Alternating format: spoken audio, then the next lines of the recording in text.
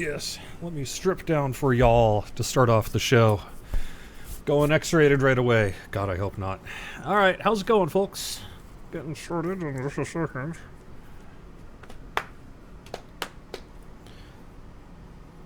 Oh my god, I'm live!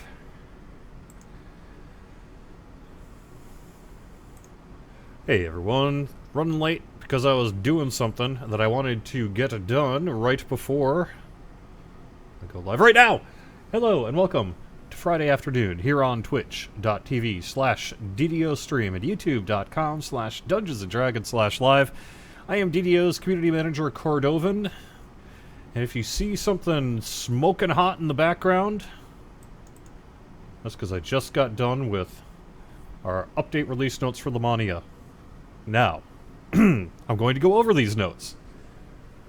And the reason I'm doing it is because it's going to have all sorts of info that you have not seen. That'll be going live most likely Monday-ish to Lamania. So, please keep in mind that I'm only going to do this, but we're going to try this as an experiment, because the notes are done-ish. The dev team has not had a chance to completely go over my notes yet. So, some of the information contained within may be inaccurate. Some of it may be removed. Some things may be added. Hopefully it's more accurate. Ideally it's mostly all accurate. In a perfect world it's all accurate. But don't be surprised if come Monday or Tuesday or whenever we go live with Lamania, things are slightly different in terms of the numbers and how it works and all the rest. This was me pulling information straight from Changelist, doing some back and forth with Steel Star and that on, say, some of the monk changes and that, and giving it a first pass. So consider this a first draft. I say in big letters, these notes will change over time, and oh man do I mean it today. But I thought, since we kind of haven't really... Things have come in... we've been working hard to get Update 33 out right basically after Update 32. And so we haven't had a lot of time to, say, bounce this stuff off the forums, although the Players' Council has seen just about all of this. But, so I know... it's not great, right? Ideally we would have given you guys, weeks to look over this monk stuff, but, hey, we're doing the best we can here. So I'm going to go over the notes to give you some pretty exciting stuff to chew over this weekend, hopefully. And if it turns out well and I don't end up, regretting this severely, then maybe we can do this kind of thing in the future. I will say one other thing. We haven't formally called the next update Update 33 yet. There's been some back and forth about whether it's Update 32 patch 1.2 or Update 33, but due to the sheer number of things in here, it better be Update 33, because it sure is update-like, if nothing else. So, let's go take a look at things. First off, I want to mention the date. I plugged in Monday, October 11th, because this is going to Lamania. It may not be Monday. That's our goal, right, is to get a build approved basically over the weekend, and then get it published on Monday. Could be Tuesday, if things go wrong with the build, could even be Wednesday, but nonetheless, the goal is the first half of next week. This stuff's going to be seen on Lamania. So yeah, there you go. First off, of special note, we have the Night Revels coming back. We are getting 2 new challenge-type quests, just like the other Night Revels quests, so they're going to scale, minimum level 5-ish all the way up to 35. And one is called Getting Ahead in Lord's March Plaza, and the other one is Hayweird Foundry. Just like the other ones, you're going to be able to find this in Delura's Graveyard, scale up to 35 when the event's active, and there's a couple new pieces of loot in there as well. We have heard your feedback about upgrading some of the old Maybar loot to 28. I think that came up on this Wednesday's live stream. I bounced it off the team, and they were like, yeah, that would be cool. We could probably do that. But we definitely are not going to be able to do that in time for this year's Night Revels. So hopefully next year, or whenever it comes back again, we'll be able to do a little more there, but no promises, right? Monk updates. Changes to the enhancement trees. Hand wraps completely reworked. They now function as a new type of exotic weapon. As before, they count as a two-handed weapon for equipment purposes, but benefit from the two-weapon fighting bonuses. By default, they have a base die of 1d6 crit profile at 20 times 2. All existing hand wraps have been updated. I'm rolling the die and hope I don't get a 1.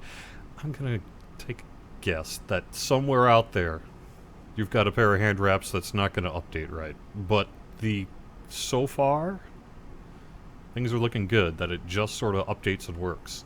If that actually happens, involving the word hand wraps, then I think, the skies will open up and an angelic choir will sing. But we'll see what happens here, right? And I'm going to get a lot more into detail on monks, later on in this. New deity feats. Clerics, favored souls, druids. I think I maybe missed a few. Anyone who can take a current deity feat is going to be able to take one of these new deity feats. So, like Morning Lord's got a line, right? Anyway, well, you'll see. For Eberron-based characters, the new feats are Onatar, Orion, Oladra, and the Blood of All. For Forgotten Realms, it's Elistre and Sylvanus. And now let's get into the nitty-gritty. The proper loading screen now displays when using the far shifter to travel to Three Barrel Cove on an airship. That's been a minor pet peeve for a bunch of folks for a long time, and we finally were able to figure out what the heck was going on there. It was one of those things where the devs had looked at it several times in the past and gone, it should work, why is this thing not working? Well, we finally figured out why it's not working, so we fixed it. Kenneth Crafting, here's a good one. Skill tomes, skill upgrade tomes, can once again be exchanged for purified Eberron dragon shards. Yes, we said it was going to be a bunch of work, but guess what? We did a bunch of work. No Worries was like, fine. Well, he was not like fine. He was like, yes, okay, I will do the work. And so we did the work, and now PEDs are going to be exchanged for this stuff again. Except, of course, the ones that you get from character generation. Those have been retyped into basically a separate kind of skill and skill upgrade tome. Or a skill tome. So those are not going to be able to be ground down for PEDs, but all the ones you get from Daily Dice and such will work. Randomly generated items which could not previously be dissolved now can be. This has to deal with the non-scaling effect issue that was preventing some random gen loot from being dissolved. Warlock's Shining Through now gives temporary hit points equal to 8 times your constitution score rather than 12 times. Yeah, it's a little bit of a nerf, but it's kind of had to be done. Monk abilities that let unarmed attacks bypass damage reduction now also add DR to hand wraps as well. Monk stances, critical multipliers moved out of all mountain stances into their corresponding sun stances. Ocean stance has had its dodge raised to 36912%.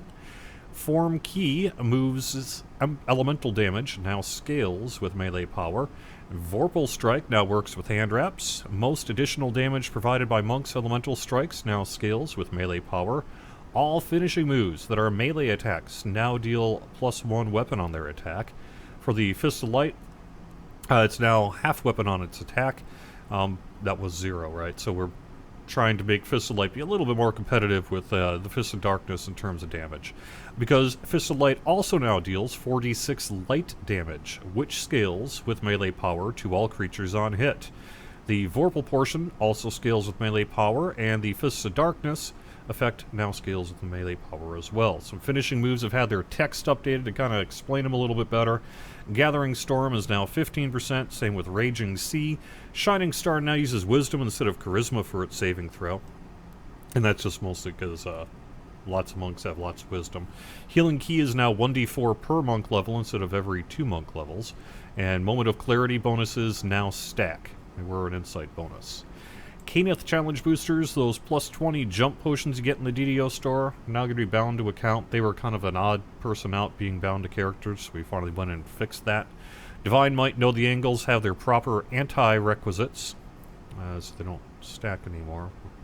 Gnome's Wand and Scroll Mastery works now. Keep in mind, now is when Update 33 is released, so first to Lamania and then eventually to Live later this month. Kensai's Martial Arts Enhancement Group now contains hand wraps. Warlock's Enlightened Spirit Brilliance no longer grants temporary hit points to NPCs. I'm not sure, because I haven't tested that, whether or not we're talking about NPCs that you need to keep alive, or just NPCs in general. I think we'll find out. So, Ninja Spy is getting some stuff. There's a new Tier 5 ability called Deadly Striker. When you're centered with something other than hand wraps or a quarterstaff, you get a +1 competence bonus to critical threat range. Kamas/shurikens double this bonus. Ninja Masters, a +1 competence bonus to critical multiplier. Again, no hand drops quarterstaff. New tier 2 action boost for melee and ranged power.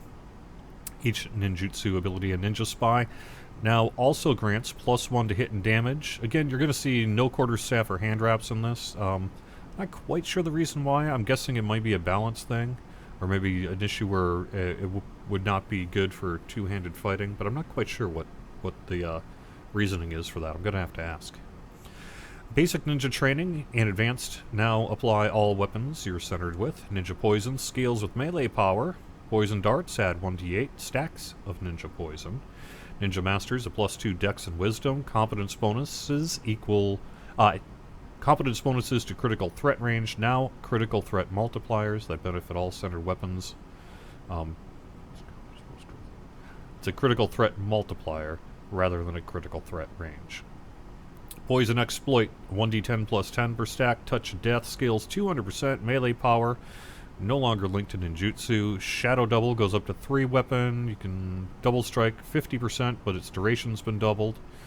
Combined stealthy and faster sneaking have had their action point cost reduced to 1. Subtlety moved down to tier 1. Agility moved to subtlety's old spot. Ninjutsu now is a passive plus to hit and damage with centered weapons, and each tier ninjutsu is now 1 action point. Again, no hand wraps and quarterstaffs for most of that stuff. For Shintao, elemental curatives now grant +1 to hit and damage with centered and unarmed or with hand wraps. Read in the Wind, updated to match Kensei's stronger version. Elemental curatives, 1 action point. Kukando's DC is now wisdom based. Iron Skin now works regardless of stance. Violet begets violence. Again, no stance necessary. To Seek Perfection is a +4 wisdom. Touch of the Void Dragons buffs to ability scores now stack with everything. All bonuses and core abilities that previously worked against tainted creatures now work with everything. Smite tainted creature now works with everything with an extra save needed for tainted. Jade Strike now works against all creatures. Except I'm going to probably say not red name bosses, although maybe I need clarity on that. With an added extra saving throw needed for tainted. Tomb of Jade works against all creatures, again probably not red names. Rise of the Phoenix, Empty Hand have switched places. Empty Hand Mastery is now +1 competence bonus to critical threat range and multiplier when using hand wraps. And Meditation of Wars bonuses now stack with everything else. Henshin Mystic. You no longer get spell power and spell critical for each core ability. Instead, you get an equivalent amount of melee power. Key Bolt has had its damage improved to per monk level.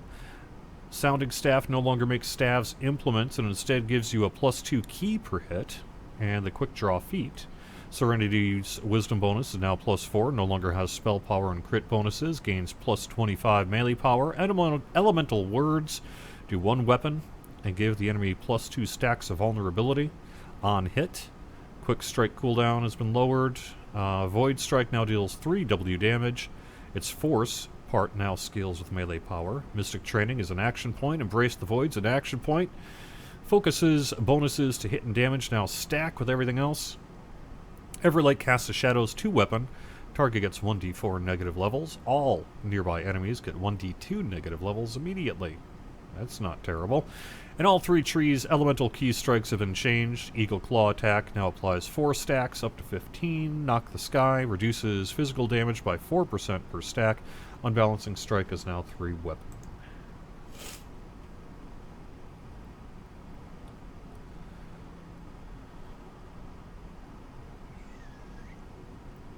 I'm just taking a look at the chat.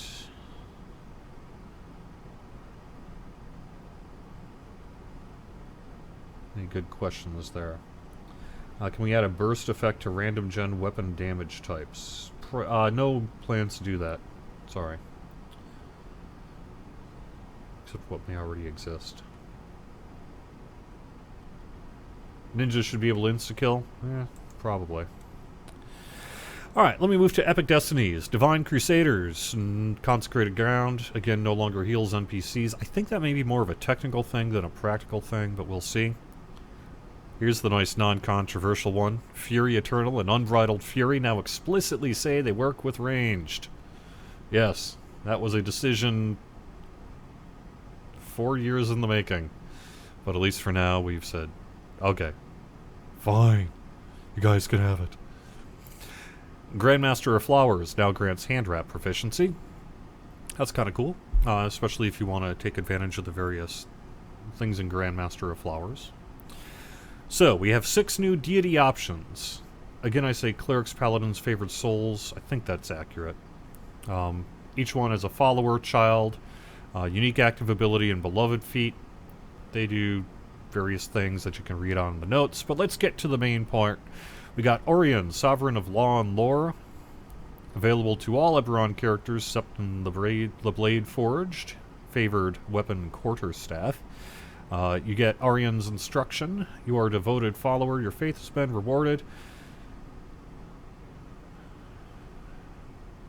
You get +4 Wisdom, +3 Spell Pen, +2 to your effective level of Turn Undead, +4 to max hit die when turning undead, +4 to total hit die affected by Turn Undead. Turn Undead. That's kind of cool. And again, it's got a duration. Eladra is the Sickle. Eberron characters, again, no Blade Forge because they have to follow the Lord of Blades. Level 6 is Luck of Eladra. You get the ability to heal yourself or an ally to full health and bestow 1d6 luck bonus to each ability score lasting a certain amount of time. Onatar, again, all Eberron. Warhammer's its favored weapon, and its active ability at level 6 is a duration where you get +3 to tactical feats, +10 to melee power, repair spell power, rust spell power, and fire spell power. If you are a Warforged or otherwise already benefit from repair, you get +30 repair amp. Blood of All is another Eberron thing. Its favored weapon's dagger, and its active feat is the Blood is the Life. For a duration, you get +4 con, fortification 100%, +10 to fort, PRR, MRR equal to your number of religious lore feats you have. It's a typo there I'll have to fix. Your attacks with dagger also get vampirism and stack with other sources of vampirism. Helm is a Forgotten Realms one. Helm the Watcher, the Guard of Guardians, Protection, and Protectors.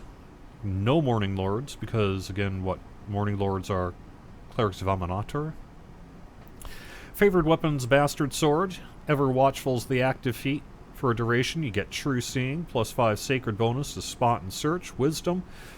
Fort saves, PRR equal to your lore feats. Sylvanas is the other Forgotten Realms one. Its favored weapons Amal. At level 6, you get a toggle that gives you a +4 natural bonus, armor bonus to AC. And Mauls you wield get +2 to their critical threat range. Excuse me, this stacks with other sources. I assume other natural armor bonuses even. I've also adjusted how the basic deity feats to favored weapons work. The first will give you +1. Well, right now it gives you +1 to hit with your favored weapon, and +1 to hit and damage for the other two. The first one's going to remain unchanged, but the second one's going to still give +1 to hit and damage if your weapon's exotic, but for all the rest it'll be +2. And the Beloved of, the third one, will be +1 if your favored weapon is exotic, +2 if it's martial, +3 if it's simple. And all these bonuses are cumulative. So, you know, you can get up to like +5 to hit, +6 to damage after taking all 3 feats. Blade Sworn Transformations duration now has the same duration as all the rest. Favored Soul, Angel of Vengeance is kind of interesting. So this is the Angel of Vengeance enhancement tree. Its 6th core is Ascendancy, and that's now going to give a different bonus depending on your chosen deity. I guess I'm not going to go through all of them, but it's generally +2 to a stat like Charisma, +2 to either Bluff, Heal, Spellcraft, UMD, Repair, Spellcraft. It depends on what it is, but a +2 to some kind of skill there. And then also you're going to be able to cast some kind of spell without using spell points. For Orion, its command, Eladra, is Lucky Cape. Onatar is Repair Serious Damage. That's not terrible. Blood of All is Inflict Moderate Wounds. Helm is Mass Aid, and Sylvanas is Vigor. Stunning Fist now specifically requires hand wraps to use. This was a minor controversial one, I think, but the main point is we needed to do that in order to get hand wraps working. So, although I don't know how many of you out there actually use Stunning Fist unarmed. I'd be curious to get a sense of how often that's actually done. Hand wraps is now an exotic proficiency feat. Monks get it at level 1, and they've been added to feats that grant bonuses with bludgeoning weapons. We fixed the thing last year where the Festival Abishai cookies didn't set up correctly when you ate all 5 of them. That'll happen, of course, when Festival hits. Old Kenneth challenge items now will be properly affected by Masterful Craftsmanship, and yes, this is retroactive, so I guess you should have enjoyed your lower level, minimum level while you had it. Legendary Green Steel Conjure Bolts augment now actually conjures bolts. And Planar Shards Outsider tokens and Draconic runes now go into bags. Monster Manual Plant Icon doesn't look like a beholder anymore. There's no longer a bunch. Actually, we did a big typo pass, so I only included a couple of them that seemed particularly pointed out by the community, but there's literally dozens of sort of typos that we went through and fixed throughout the game here for Update 33. We also fixed most, if not all, of the places where optional objectives were not telling you what you needed to kill. Like, it used to be, say, like, kill 5 Orthons, and then it turned into kill 5, and now it's kill 5 Orthons again. Unfortunately, this was not a systemic change. We could not fix it for everything, so we had to identify and find every case where there was an optional objectives that had a counter-based enemy kill count to achieve. And we think we found them all, but there's certainly some possibility that we missed one or two, and we'll have to fix that when they come up. Slavers of the Shrieking Mines now has a second beholder. That one's been there for a while. Beyond the Rifts dialogue box no longer stays open. A couple other things like that. We fixed, again, fingers crossed, we fixed the giant old issue where you try to go from the public area to the wilderness and then get back to the public area. There's kind of a problem where, you know, there's 2 gates, right? So the one on this side, say, would take you from the public area to the wilderness. The one on this side would take you from the wilderness to the public area, and there was a gap on this side. So you'd click on it in some places, and you'd actually be activating this one, which would send you back to the public area.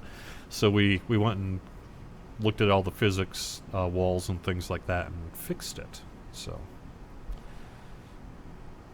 and Demon Assault no longer spawns enemies after the last chest is opened.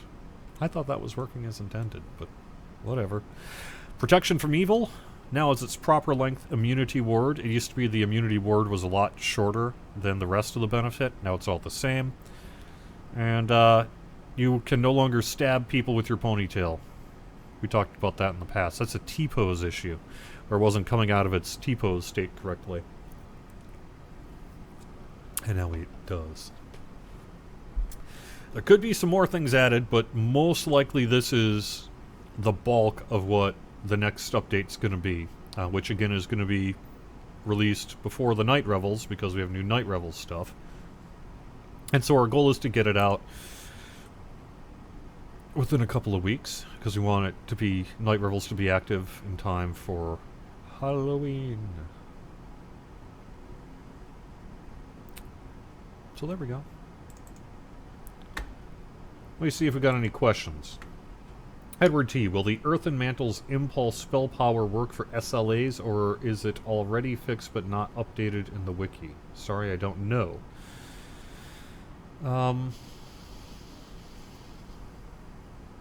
When is Lamania? Hopefully Monday. Oops, that's not the right one. Oh my gosh, I've changed games. I'm such a traitor. There we go. It's bound to happen. Mauls with +2 crit will be pretty sweet. Bastard Sword Feet. Yeah, you know I'm digging that. Are there no alignment restrictions for following these deities? I guess not. It's an interesting subject. Maybe something we should take a look at in the future, but no. Would make sense on the Eberron side, at least, because alignment has is largely deprecated in the Eberron campaign setting, but certainly for the Forgotten Realms side it might make some sense.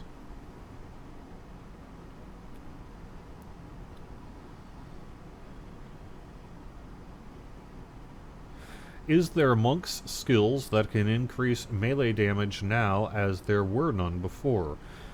Yes. As I looked in the notes there's actually quite a few abilities in the monk enhancement trees at the very least that scale with melee power. So there should be quite a few things in there that'll help you out there. Alright. Lots of work done by the devs. Heck yeah, dude. On top of that, if you think about it, we just released update 32 here in late August, so you're really looking at approximately 1 month of serious hardcore work. Even less, really, because we had that week after update 32, we were working on like some hot fixes and patches. So they've been working very hard the last 3 weeks. And got a lot done, frankly. So, Daikiel says, will there ever be an update on the Intimidate skill to help produce more threat for those of us that enjoy playing tanks, or perhaps a feat top-tier enhancement that will augment guard damage to help maintain threat? That makes a lot of sense. I know people...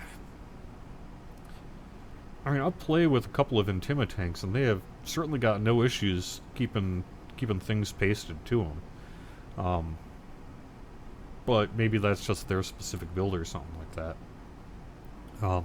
So it would make sense to perhaps have some kind of passive threat generation for Intimidate.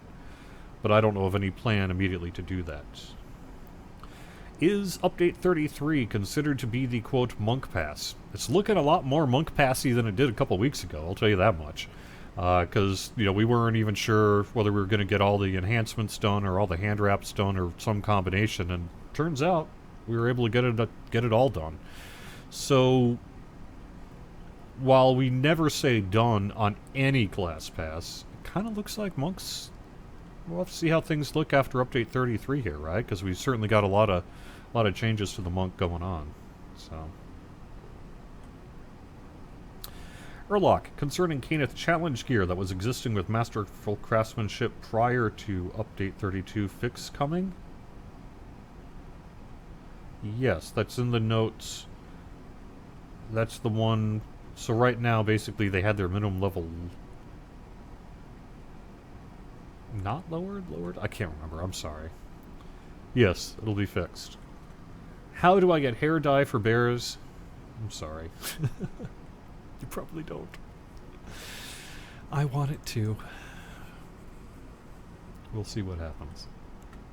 Is the fear immunity in greater heroism bugged? I don't know, Titan, is it?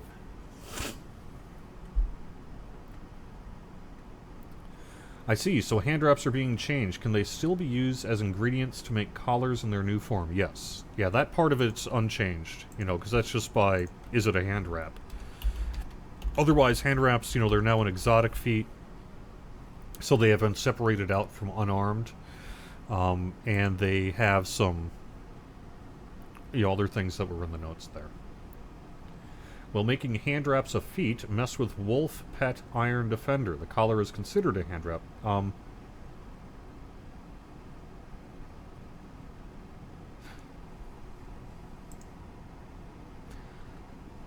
would think not, because when you put it on your pet or Iron Defender, you're not putting on hand wraps, you're putting on a collar. So the issue... The collar is considered a hand wrap?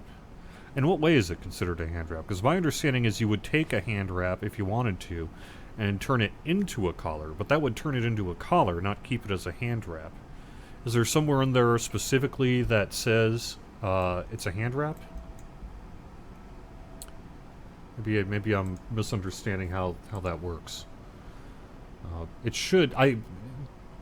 Regardless, the plan is to know. It's just going to work like it did. So if that isn't the case, then we'll have to deal with that.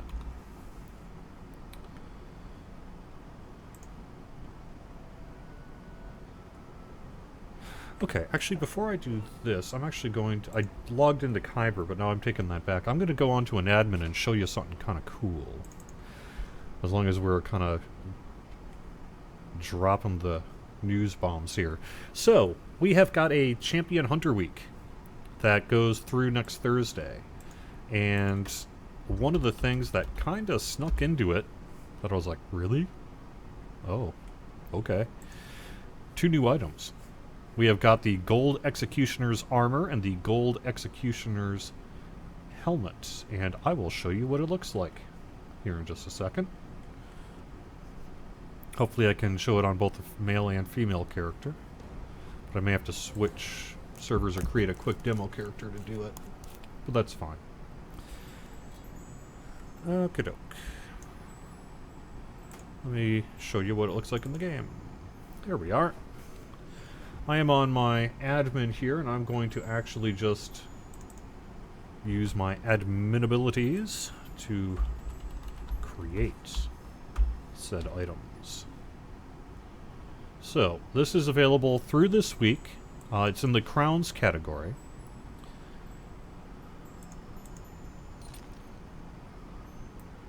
For 10,000 remnants. Yes, that's a lot. Yes, I now extremely regret my decision to turn them into MRR and PRR tomes.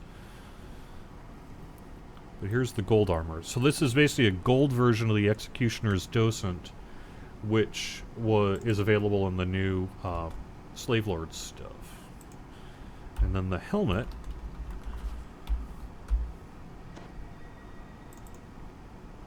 is, again, a gold version of that. So combined, though, you're looking pretty rad. Were I to say such myself.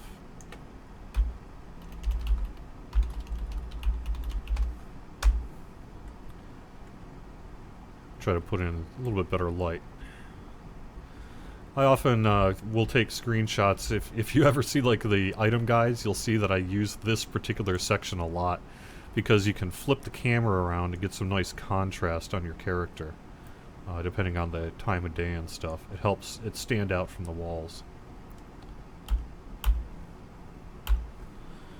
Pretty cool though, huh?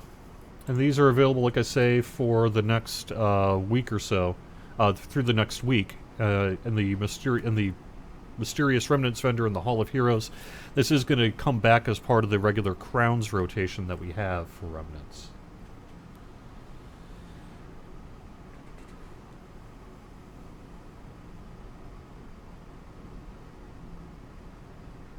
Three weeks of Rells would be great. Yeah, I think it's if not 3 weeks, at least 2 full weekends. Close to 3 weeks. So, in a perfect world, I think we're targeting some... Let's see.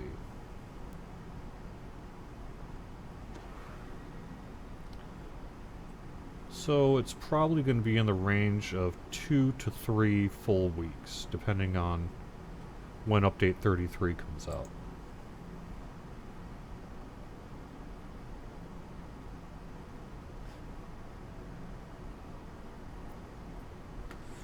Alright. Yeah, so about a year from now, people will have a piece of it. So I had enough to get it up until Anthelanus, up until a week and a half ago. I didn't even know this was coming. How terrible is that? I was like, when I saw that in the bonus days today, I was like, what?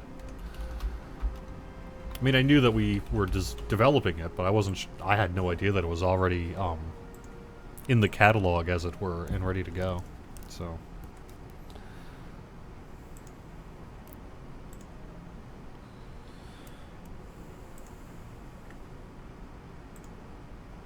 Alright. Good enough.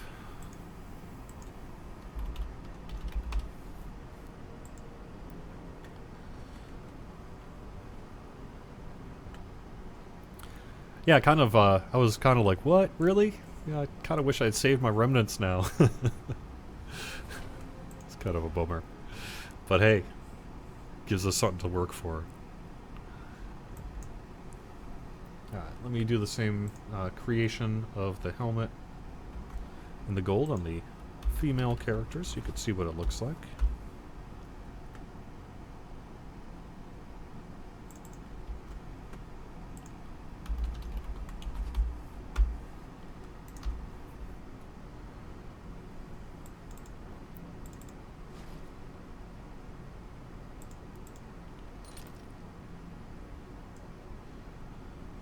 Take that rune arm off just because it looks a little strange. It's actually pretty similar to the male version. There's not a big difference, which is kind of nice. You can see it has its regular curves a little bit, but for the most part, it's pretty much the same armor. That's pretty cool looking. So there we go.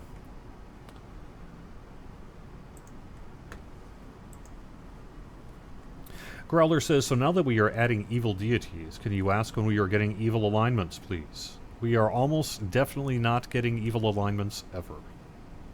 Sorry. It has been a long-standing team decision to not do evil alignments in DDO. We are heroes, we are not evil. Sorry. Yes, it is nice, Titan.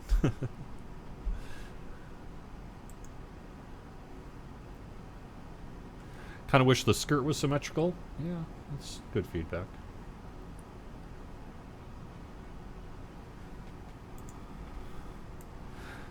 I mean, there's a bunch of reasons not to do evil alignment. I don't really feel like rehashing that kind of old argument that's been done a bunch, but if you allow evil alignment and you allow role-playing, do you therefore allow role-playing evil? If someone trolls someone else in character and they're just being evil, does that mean they're still trolling? The answer is yes. But it opens up a can of worms also with lore. Why would an evil character do a certain thing or say a certain thing to an NPC in the game? Like when you're picking up a quest, why would you say, yes, we'll help you, when you should say no? You know, things like that. There's just all these kind of little things that, you know, aren't necessarily tied to the core of actually running a character around the world and attacking things, but have to do with sort of the way we position you within the world that I think would be an issue. And yeah, we got chaotic neutral. That's pretty close.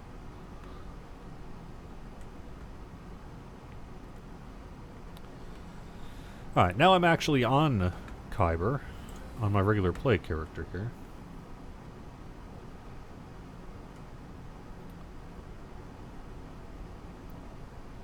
We could add future deity feats in the future. You know, right now we were able to bring this number of them into update 33, but if they prove exceptionally popular, there's nothing saying we couldn't do more of it. So, perhaps.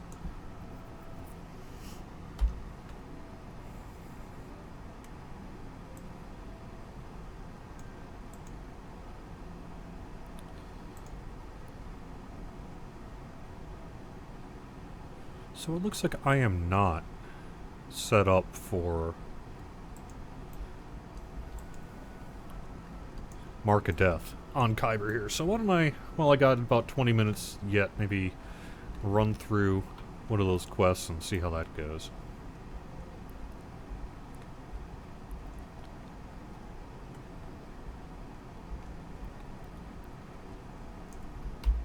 I can never remember which side's the... There we go.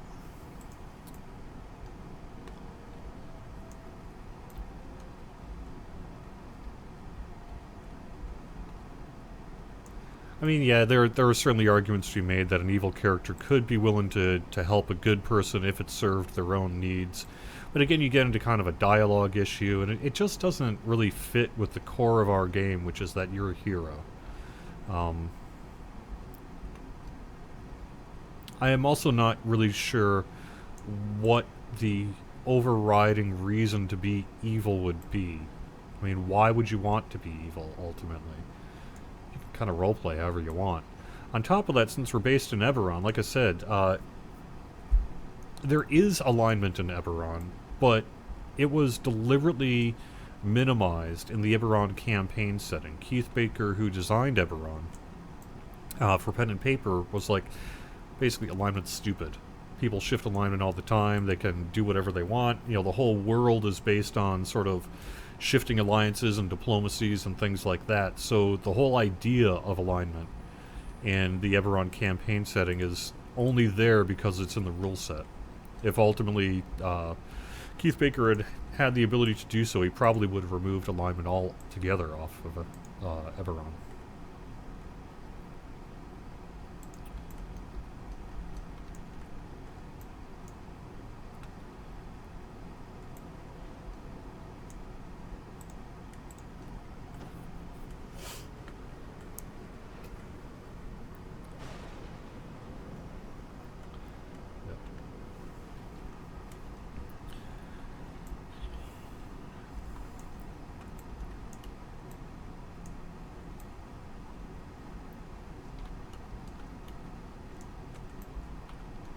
Yeah, I never really cared about alignment either. Now, the only time I'd really care about alignment as a DM in particular is if my player who had a lawful good paladin, for example, truly just wanted to murder someone in cold blood or something like that. And yes, that would happen. You know, I would, it's gone flagged. I would be like, wait a second, aren't you a good guy? You know, but that's about the extent of my involvement in alignment personally in pen and paper.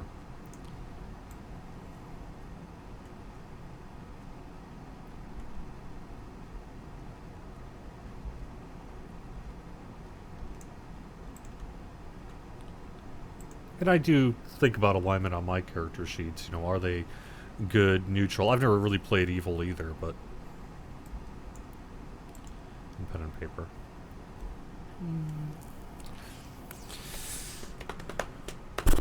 I guess let's do desecrated. I don't have a rogue. Well, I'll try it anyway.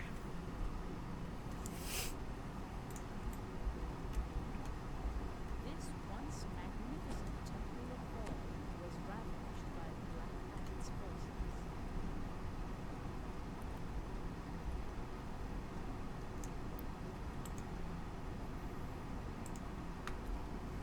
I'm gonna need a pocket cleric here.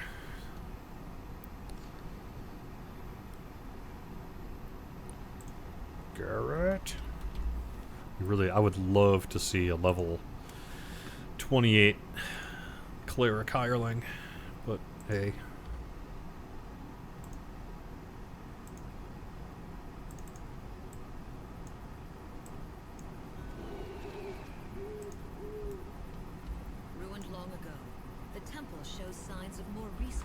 Well, if someone wants to join me on Kyber, if you got a couple minutes here and you feel like joining me, send a tell to our Mog. I'd be happy to get you on. Said I'm just kind of doing this thing for 15 minutes after going through the notes and all that. So kind of a casual gameplay light session of Friday afternoon here today. But you know, I had just, like I said, I had just kind of gotten that first draft of the release notes out right before going live here. So I thought, you know what the heck, let's the only reason we say didn't post this monk and deity stuff to say the forums is that it just weren't really ready until this week. So you know, we clearly have been doing quite a bit in a short amount of time.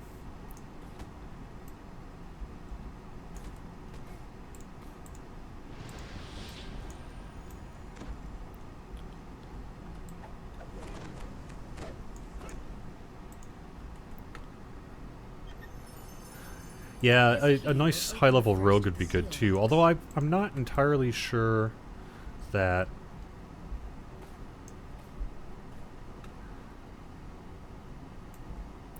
I mean, I think to some extent the reason there aren't super high-level rogues is that there's a decision that, you know, maybe we should let a rogue be a rogue.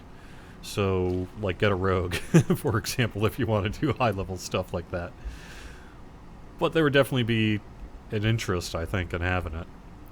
It's also a very good question of whether or not should a rogue hireling be able to kind of no-fail traps in Legendary, Elite, Epic Elite. Right now, they pretty well don't do very great in that content. And that seems like that might be okay. Ancient rubble But chokes the corridor. your opinion may differ. You glimpse a light down at the very end of the darkened hallway.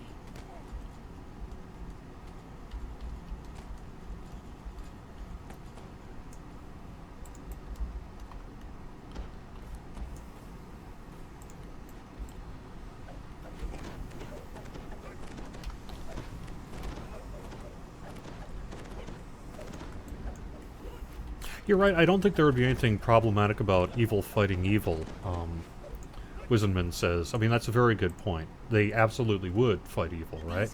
I think it's, like I said, it's more about NPC dialogue, interactions with other players, what kind of, frankly, trolling and other poor behavior it might bring to the game, lore reasons with having to deal with, you know, our various licensors and such. Just kind of all the ephemera of what would it mean to play an evil character in DDO.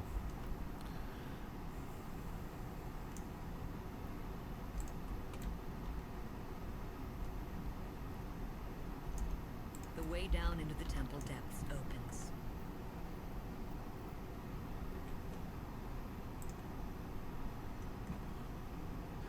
Clevebeard says, I am thinking of starting a game stream. I did about a 14-minute test stream on DDO last night. Awesome. First stream ever. Would like it if people check it out. Yeah, sweet. So that is twitch.tv/Clevebeard, and that is CLEAVBEARD.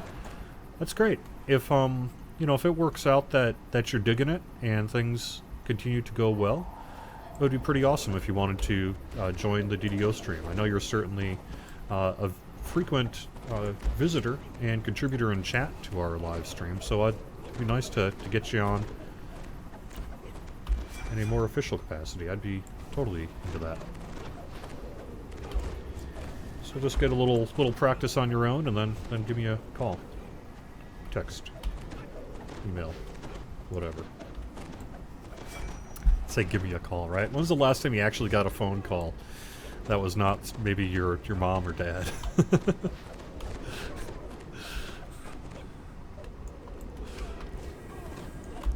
Even my mom.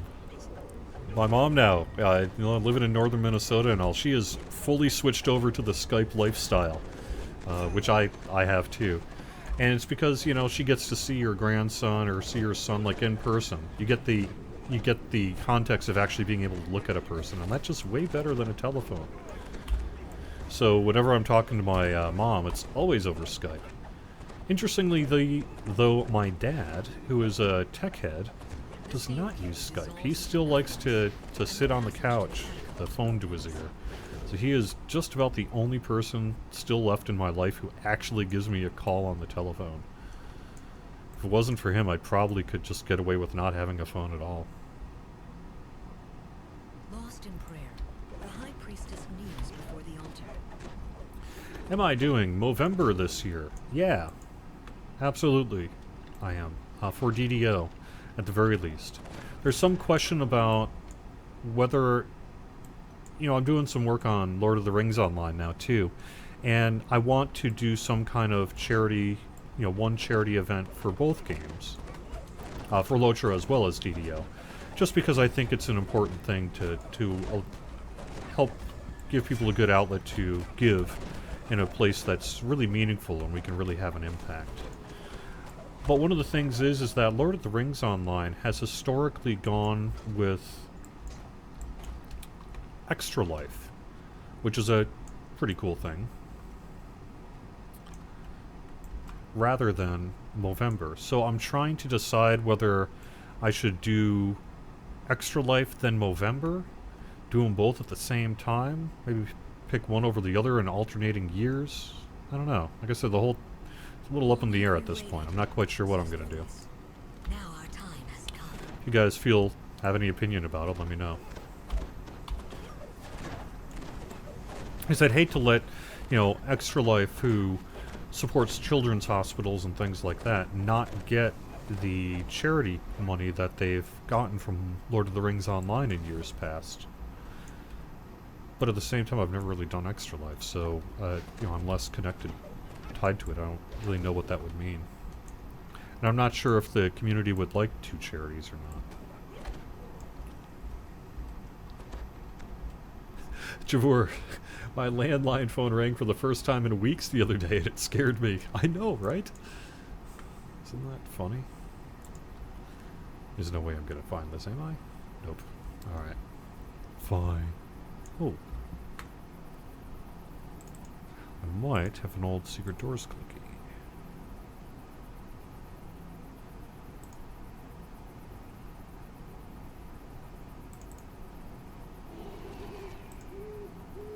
No, looks like I'm out of luck. Oh well.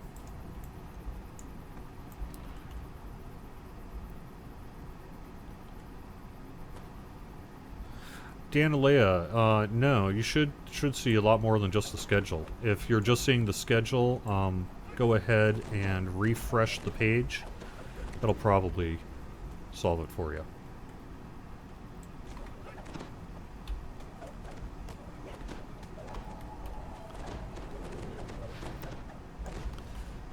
Now, neither of my parents are really on social media. My dad a little more so than my mom.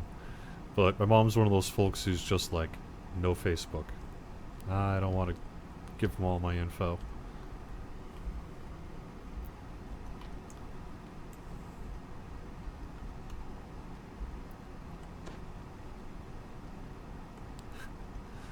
What if we created a DDO version of Leroy Jenkins? What, are you telling me I'm not? I'm pretty close to a DDO version of Leroy Jenkins as it is. Why am I... Oh, I'm fooled, that's why. You joikey.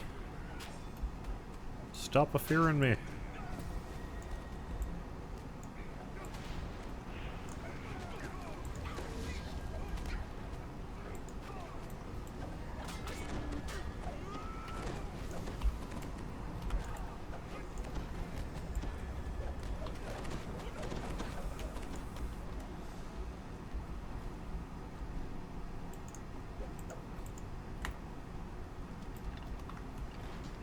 Yes, I'm doing this easy mode, because I just want a flag for Mark of Death on Kyber, so I don't...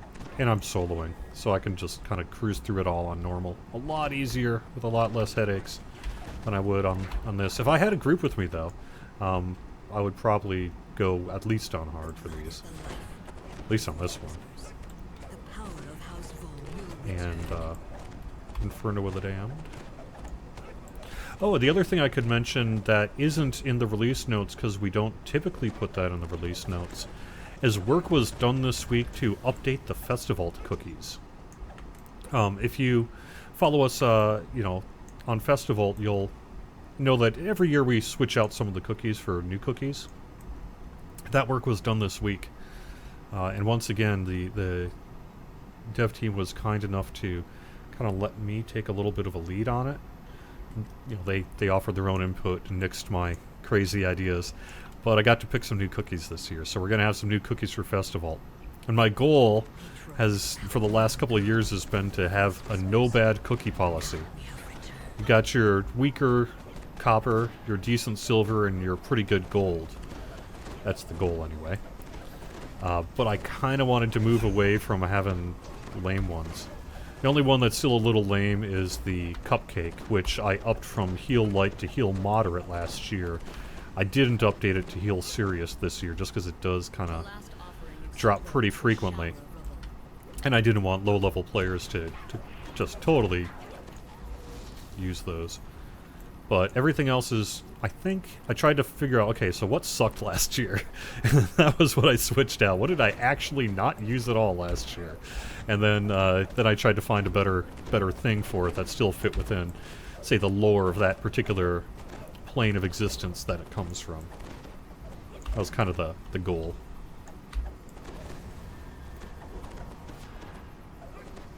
You need to find the release notes. They do not exist in a public fashion. Not until they're published for Lamania. They exist in an internal development wiki, which I put on the screen here earlier.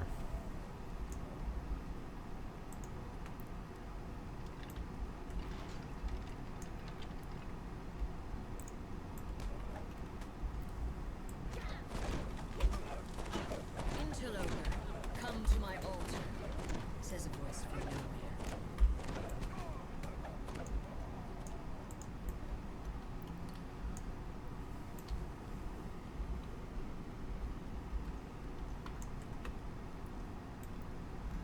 Not every year, Growler. Throughout most of DDO's history, it's actually been done by a member of the development team.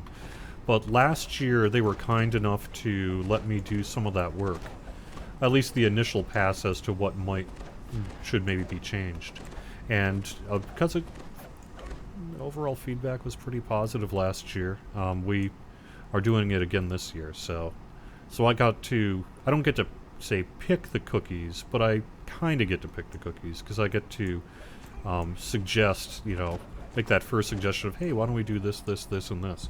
And provided it also falls in line with the wishes of other folks on the development team, it gets implemented. Am I the Festival Jester? I could never admit to that. I would ruin it. It's some anonymous guy who logs into the forums. The Festival Jester himself logs into the forums. I assure you it is not me.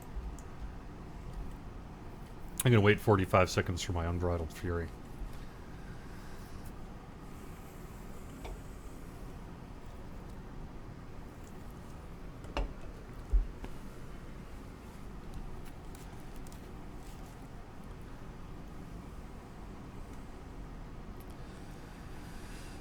I suppose I could give myself a death ward while I'm at it. Probably put on my Silver Flame Trinket, just so I don't have to deal with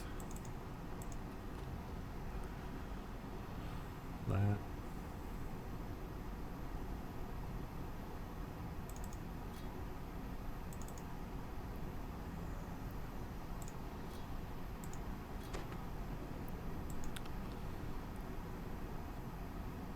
We got that. Alright, well, cool. Good to go. The blood of Vol has returned to reclaim our temple, the High Priestess says. Yet only the faithful can be allowed to know. Guards, destroy these intruders.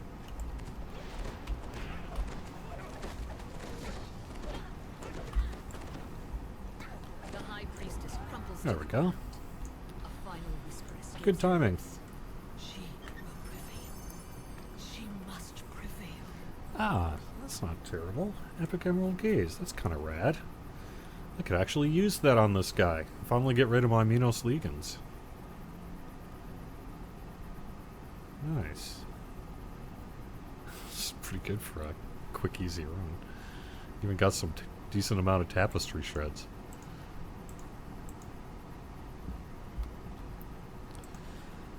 Put that on.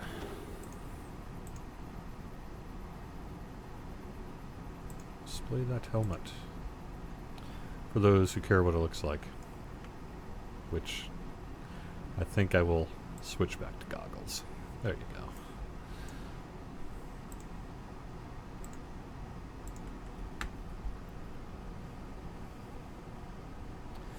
Why not replace potions with cookies full time? We want the cookie thing to be a festival event. Why not add some cookies?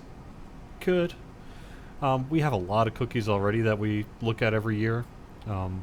So we could add some more, but we try to have as many as there are planes on Everon, plus a few odds and ends for named bosses, like the Eretrikos cookie and the Taken cookie, which isn't a boss. But at its core, I think we have a pretty good number of cookies already.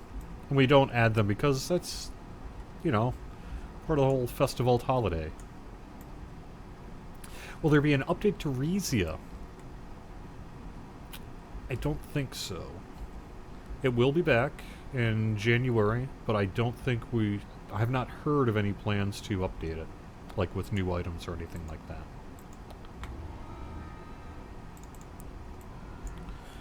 Cool. All right. We need a number Hulk cookie? You're right. Gosh, we should do that one. Thanks for watching Friday afternoon here on twitch.tv/DDO stream and youtube.com/Dungeons & Dragons/live. Quick reminder, we do have the Champion Hunter Week going on through next Thursday with the 2 new items I showed off today. We also do have a 25% Caneth Crafting XP boost. This is the first time we've brought in the Caneth boost since we updated new Caneth Crafting, and kind of the first time we've done a crafting boost in a while. So if you're looking to level up a bit on Caneth Crafting, this is a good weekend to do that. It does stack with all the other bonuses that you would get to your Caneth Crafting XP. We're looking next week for Lamania, which will probably be called Update 33, and you can watch the archives today through the weekend if you want to look at those release notes again.